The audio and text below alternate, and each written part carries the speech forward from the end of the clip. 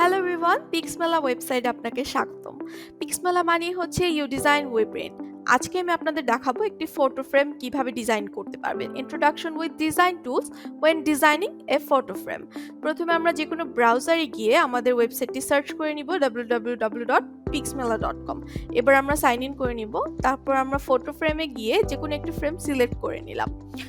Frame select করে নেওয়ার পর আমরা সর্বপ্রথমে ছবি অ্যাড করে দেব। অ্যাড ফটোসে ক্লিক করে যে কোনো একটি ছবি দিয়ে আমরা সিলেক্ট ফাইলে দিয়ে দিলাম।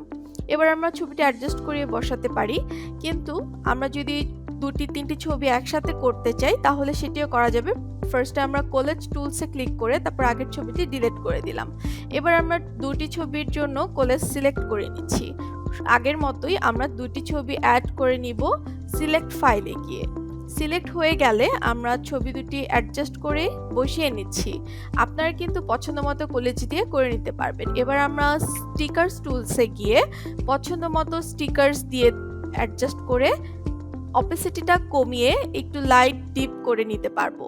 যে কোনো স্টিকার সার্চ করেও আমরা স্টিকার্স কিন্তু বসিয়ে দিতে পারবো। সেম ভাবে আমি এটারও অপেসিটি কমিয়ে দিলাম।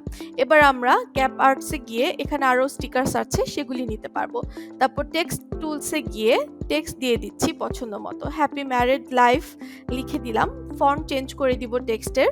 এখানে ফন্টে ক্লিক করে আমরা ফন্ট দিয়ে দিচ্ছি।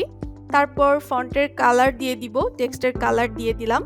টেক্সটের কালারও কিন্তু পছন্দ মতো কাস্টমাইজ করে নিতে পারবেন। এবার টেক্সট ইফেক্টে গিয়ে আমরা ইফেক্ট দেখিয়ে দিচ্ছি। এখানে অনেক ধরনের ইফেক্ট আছে, ইফেক্টের কালারও আপনি চেঞ্জ করে নিতে পারবেন।